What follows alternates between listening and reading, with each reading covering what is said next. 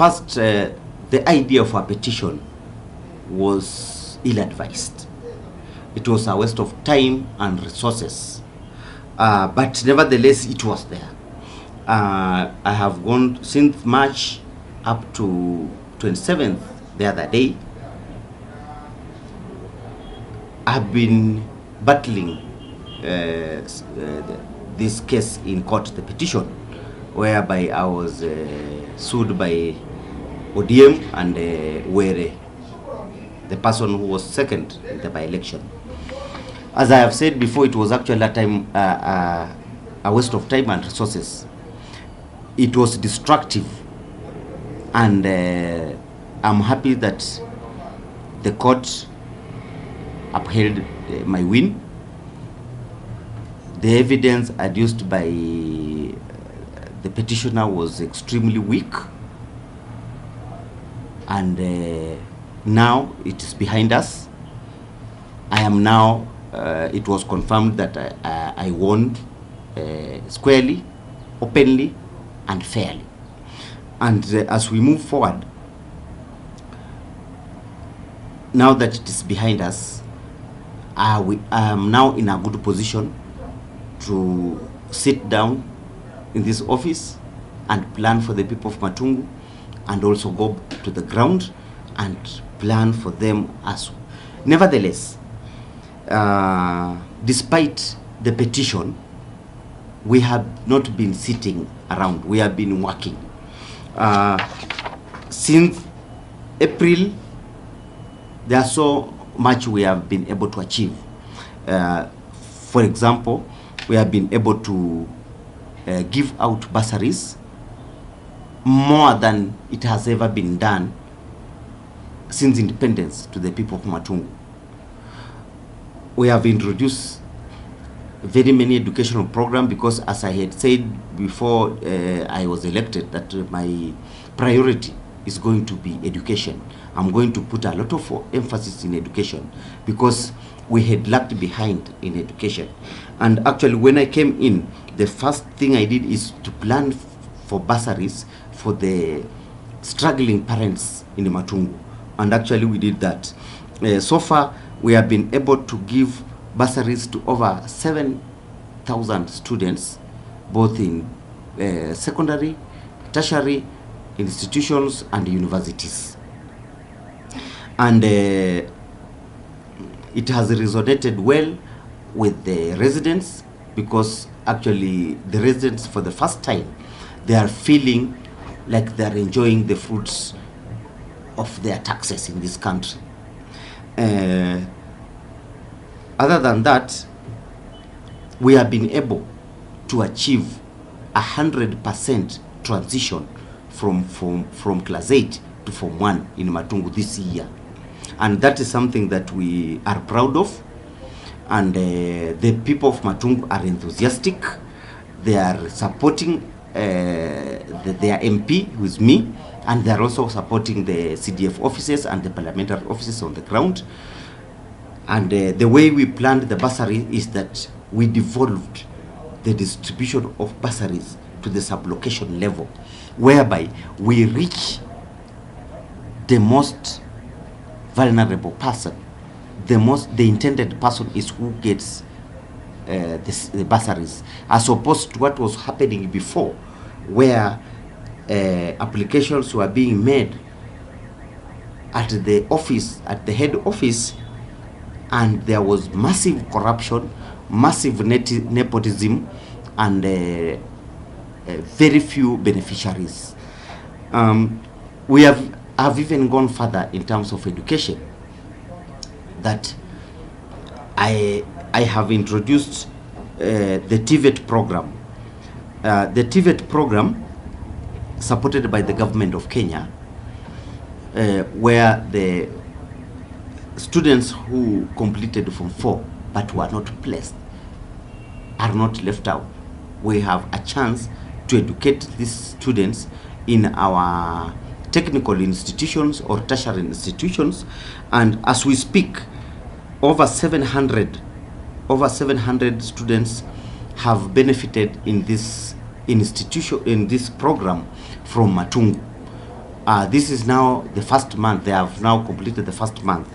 And as we move forward up to next year around April, we want to have doubled this number, because we don't want any student to complete Form 4 and get wasted.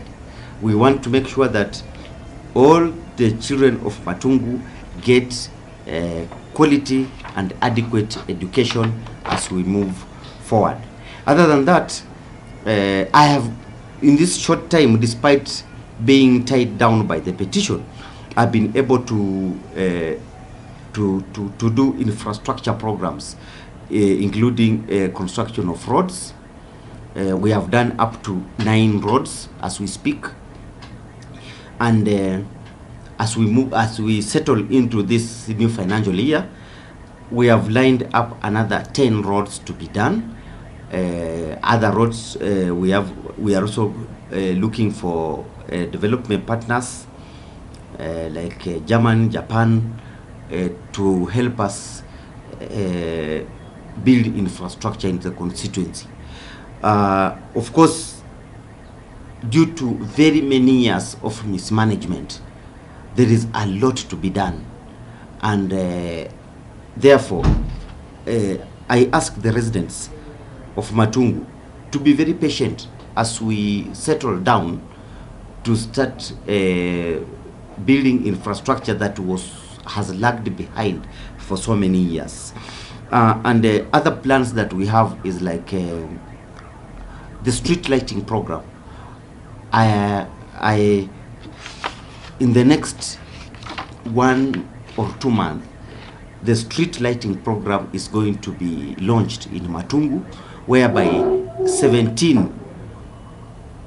18 market centers are going to benefit from street lighting program from the Ministry of Energy, Kenya Power, and REREC. So therefore, we are moving into a new season, a season of new leadership, a leadership that actually considers the interest of the people as the first priority as we move forward to 2022. The only challenge, the biggest challenge I have is that coming in at the tail end of this term, I found when so many things had already been planned, designed, and actually registered by the former office at the CDF board. And as you know, the law in Kenya, you cannot just wake up and change those programs, because the programs are not meant for the member of parliament. They are meant for the constituents called Matungu. So therefore, as we are struggling to come up with new plans, we also have a challenge to implement plans that were made by the former office, which were not our plans.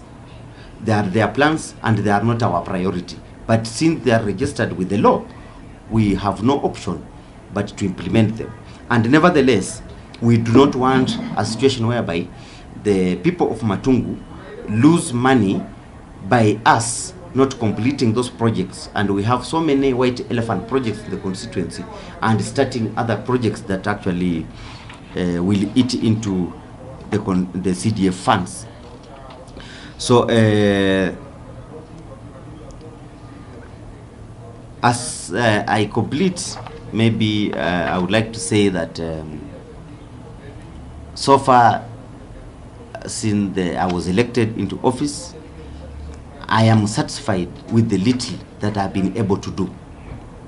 And now that the petition has been cleared and the ways, I will be in a better position to plan good programs for the people of Matungu. And these programs actually include educational programs, that infrastructure programs, youth empowerment programs, women empowerment programs, programs to do with the people living with the disability, programs to do with the people living with HIV/AIDS, and so many other programs that come up while we are on the ground. As an office, including the people I have employed to assist, we are coming up with a 10-year strategic plan for Matungu, something that was never there. That's why development was always slow, because people were moving without a plan. You cannot develop without a plan. So we are coming up with a 10-year strategic plan that will be split into two, 5-year plan and then another 5-year plan. And in the strategic plan, we intend first to improve on education, to improve on infrastructure, to improve on programs to do with youth and programs to do with women. And in our strategic plan, we have the construction and completion of a university that we had that was already in the plans. We have already purchased land for the construction of the university. We have already purchased land for the construction of TTI, which is in a place called Namberekea. And that plan, early next year, we are going to start implementation of all these programs. As we move forward, we are going to see a new Matungu.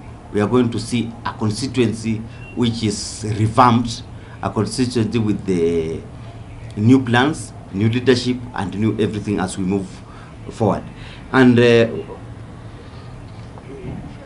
I'm not planning to go and start campaigning for 2022. I want to work for the people of Matungu, and it is that work that I will do, that the people will use that work to gauge whether I'm able to go for a second term or for a second term or not in 2022. But as we speak now, the residents of Matungu are generally impressed with what I have already achieved in this short time.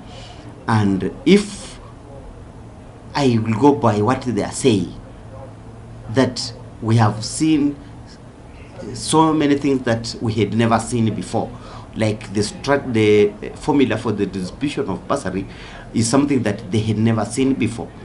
If we go by what they are saying, then God willing, 2022, we are assured of the people of Matungu giving us another chance to continue implementing our strategic plan.